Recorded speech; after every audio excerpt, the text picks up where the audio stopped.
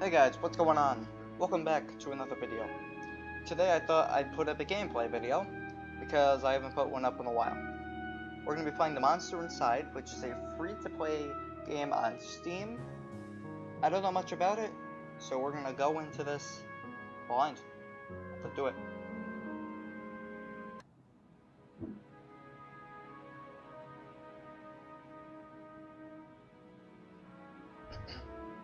My head pounded, ears still ringing slightly. Some of the worst nightmares I've had in years left me feeling like I'd been punched in the jaw. But just like any other day, I dragged myself to the office.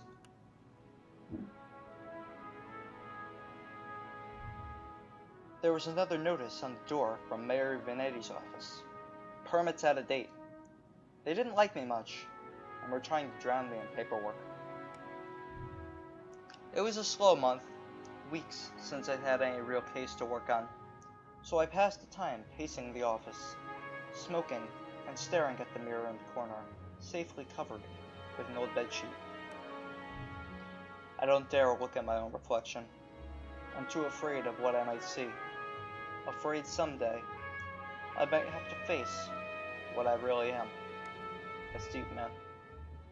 The girl came in so quiet I nearly choked on my cigarette. Mister, please, you gotta help me, mister. Calm down now. Sit and talk soft. Okay, thanks. It's just, no one will listen to me. Just tell me your tale. I'm listening. She eyed me with just a dash of suspicion as I tossed back a hand full of pills and chased them with a swig of whiskey. I could tell this might take a while. Her name was Lily. She told me she was his mistress, the man all over the newspapers, the infamous banker Mr. Reginald Farnsworth.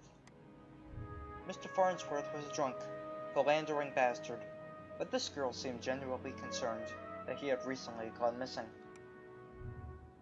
Less concerned about the fact that Mr. Farnsworth's wife had just turned up dead in Central Park 2 nights ago. You don't understand. He just couldn't have done it. He hated his wife, but he couldn't have killed her. Everyone thinks it was him and no one believes me. He's gotta be in trouble. I didn't say and I believe you, but what makes you think he's in danger? Case looks pretty simple to me. Pretty simple to me. Well, Mr. Jack. You can just call me Jack. Jack. Whoever did this to his wife must have been the one who took him. He would have never left without me. He promised me. I'm sure Mr. Farnsworth promised this poor girl a lot of things. Please, the cops won't listen to me, and I want to bring him in on charges. You gotta prove it wasn't him before they found him.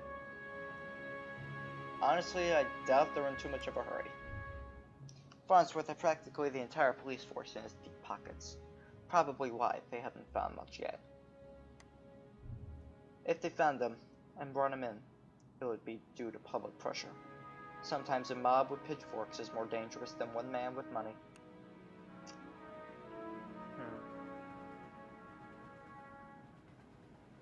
I can help you.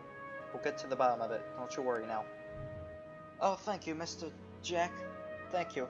But please, be careful. I don't think this is just a murder or a kidnapper. I think it was a beast. A beast. Really? Beast.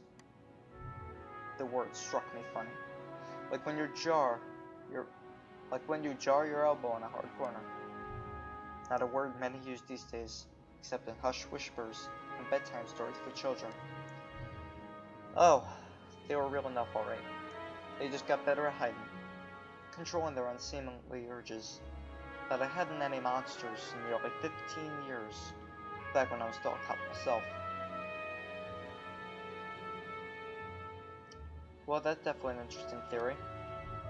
I just have a feeling about it. Something tells me you can get to the bottom of it. You're good at this sort of thing. Sure. Can't you see how busy I am with cases? I replied a little too harshly. Sarcasm wasn't my strong suit. I reassured her some more and sent her on her way. I didn't want to scare her. but I warned her before she left to keep her doors locked and call me if she saw anything suspicious. I didn't know if she was in any danger herself, but better safe than sorry. I like this. I like it so far. It's interesting. That night, I made my way down to Central Park. It was a long shot, but maybe there was something there the cops had missed. Next chapter. The scene was already picked clean by the cops days ago, but I've got a knack for finding the things others overlooked. Whoa. A knack. More of a symptom of a condition. Other, less useful symptoms I kept in check, but for the time being, my keen sense of smell would come in handy. It was faint, but I could smell it before I even approached the police line. Scent was less of a thing, and more of an emotion. Seduction. Oh god. A strangely familiar smell. I expected the scent of trepidation, or maybe even outright fear, but Mrs. Farnsworth seemed to have been at the height of pleasure, when she left this world. Brought new meaning to a crime of passion. Pushing the thought from my mind, it was time to get down to business. Investigate the scene. What? Oh, I'm actually investigating the scene. Muddy footprints everywhere. Difficult to pick out anything from the prints the cops left behind in their haste. But cops don't wear $2,000 pairs of Carquinos. It looked like Mr. Farnsworth was there last night, and walked away on his own 2 feet. Got some claw marks? A burn mark on a nearby tree caught my eye. I ran my finger along its length and felt a chill down my spine. This wasn't just any burn mark. Oh no, it was the mark of an ancient magic. It's doubtful the cops would have picked up on it. Could Lily have been right? Something unnatural was at play here. But I was no stranger to the strange. After looking around for a while longer, I realized the park had given up all it was hiding from me. So I trudged back to my apartment, and my head hit the pillow like it owed me money. Next chapter. This chapter's pretty quick. The next morning, I was reeling from another bout of ghoulish nightmares, but I tried to hide my discomfort when I saw Lily was already sitting outside my office. Why do I sound like the honest Gyros guy? She waited wordlessly as I unlocked the door, and ripped down another notice from the mayor's office. I motioned for her to step inside. Seemingly afraid of what I might say, she finally worked up the courage to ask. So, what'd you find? Not sure about beasts, but something unnatural was at play. Unnatural? How do you mean? A spell's mark. Rarely seen these days, but unmistakable. What does that mean? What about Reggie? Do you know where he might be? Found his footprints. Seems like he got out safely. My tone was indifferent towards her as I turned and grabbed the bottle from my desk drawer. A dryness in my throat made it difficult to swallow my meds. But you don't know where he went? Do you think the news this morning is related? What news is that? Haven't you heard? Well, if I just asked what news, then no, I have not heard.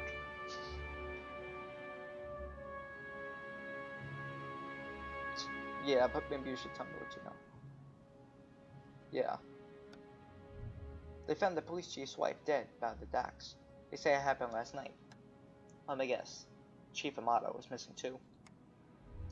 My face might have betrayed a hint of satisfaction as she confirmed my suspicions, but it faded quickly. Amato was a shit cop and a shit chief. He was half the reason I left the force, but now his wife was dead, and I had more questions than I did the day before. The gears in my head started to spin, which wasn't helped by the splitting pain at my temples. I told Lily I needed time to work, and she left slightly dejected, wanting more answers than I could provide. That night, after the cops had cleared out of the docks, I would slip down and see what I could uncover concerning Mrs. Amato's untimely demise. The cold air smelled strongly of salt and oil and blood. Could it be? That smell again. like someone had bottled pure arousal and used it as perfume. Oh, it hit me like a long-forgotten memory, but the sensual fumes soon gave way to a rush of adrenaline. I knew exactly what the scent reminded me of, and that scared me more than not knowing. I looked down at my hands shaking, the nightmares, and the headaches. No, I was better now, reformed. I had to focus, no jumping to conclusions, follow the evidence. Evidence. Red Phoenix cigarettes, same shitty brand I smoke every day. Everyone's got their vice. There, just there, the smallest piece of purple fabric, torn and caught in the splinter of a board. The police report didn't say anything about Miss Amato's wearing purple, and it was certainly of a quality that you wouldn't expect down here.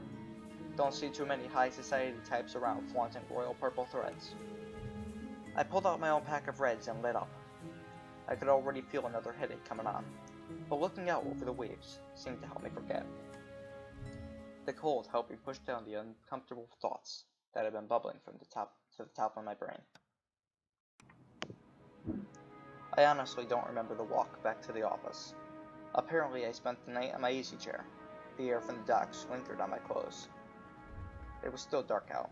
Now I checked the clock. How long had I been out? Had I really slept through the entire next day? A newspaper was sitting under the door. As I stood to fetch it, I nearly fell over. A wave of nausea hit me like a ton of bricks. I steadied myself and regained my composure. Before I even picked up the paper, I could already read the headline. Breaking. Mayor missing. Wife found dead. 2 cases is a coincidence. 3 is a pattern. The cops will come asking questions soon. They knew I had a history of antagonizing all the victims. I stumbled to my desk and slammed back 3 days' worth of inhibitor pills. I couldn't take any chances. I had to investigate the scene, to be sure. I threw on my jacket and went to the door. Lily caught me off guard on the other side. Jack, where are you off to? I've been trying to reach you all day. I've just been busy. I'm off to Miss Benetti's crime scene. Okay, but we need to talk when you get back. Stay safe.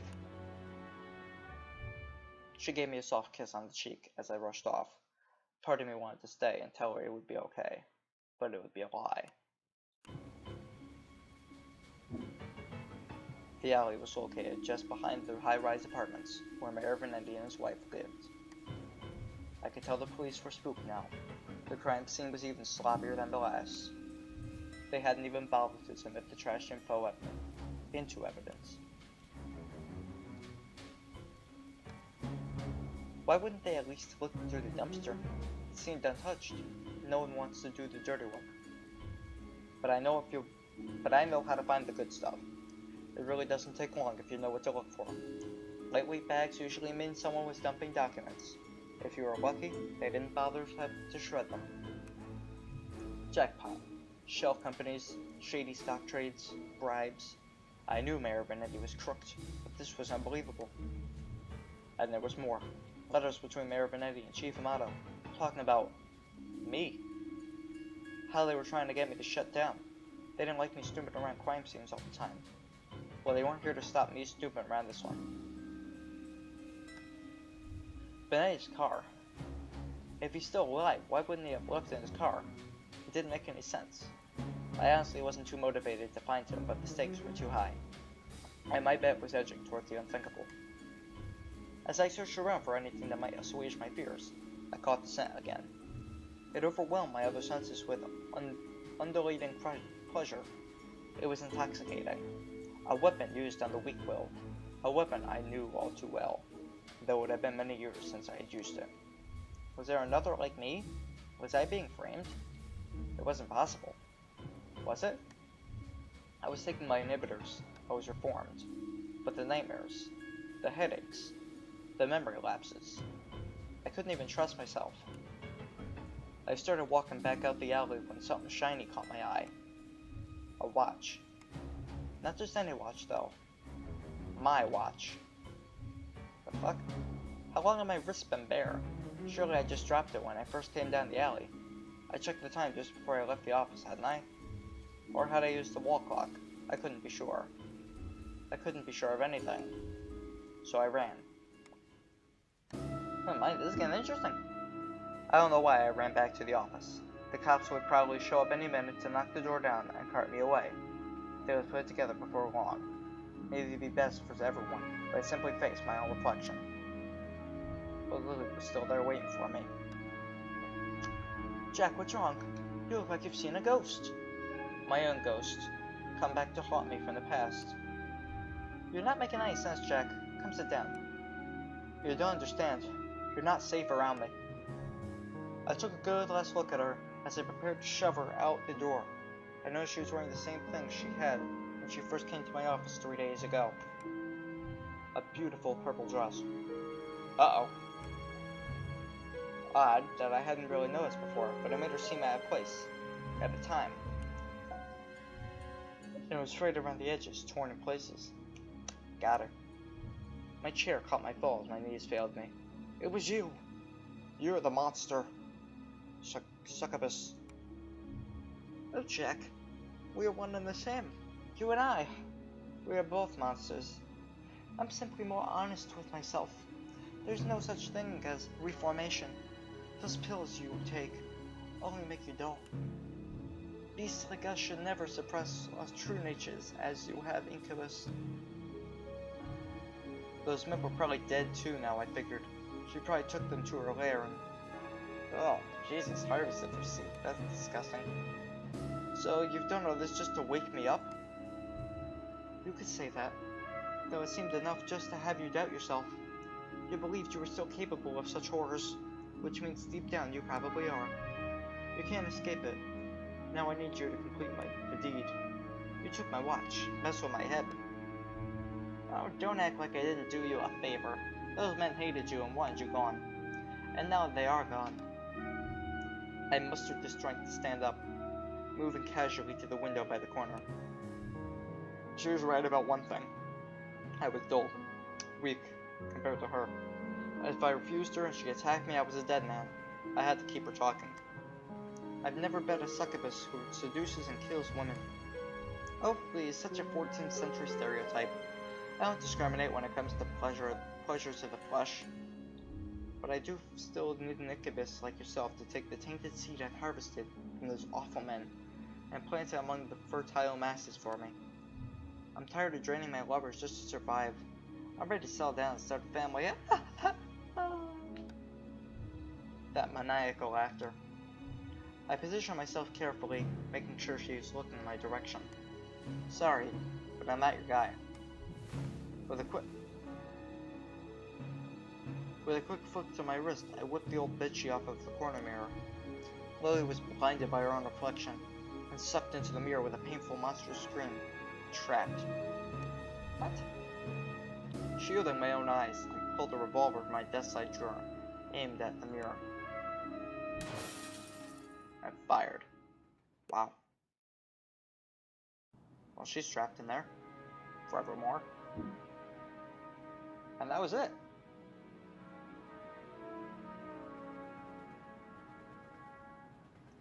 Time frame and Lacuna passage. Wow. That was a pretty good game, honestly. And that ending I would not have expected. But once they said that she was wearing a purple dress, honestly, they didn't even need to say it was tattered. The purple, velvet, the purple fabric that was in the board, that they just match, purple and purple. But honestly, I didn't expect, Jack to be the same type of monster as Lily. Interesting. Yeah, that was really fun. So, yeah, like I said, this game is free to play, so I will leave a link in the description for you guys to go download it and play it for yourselves. So yeah, thank you guys so much for watching. If you liked the video and you want to see more gameplays and reactions and whatever, hit the like button and subscribe if you're new. I do post new videos every other day, so stay tuned. So yeah, thank you for watching. I'll see you guys next time.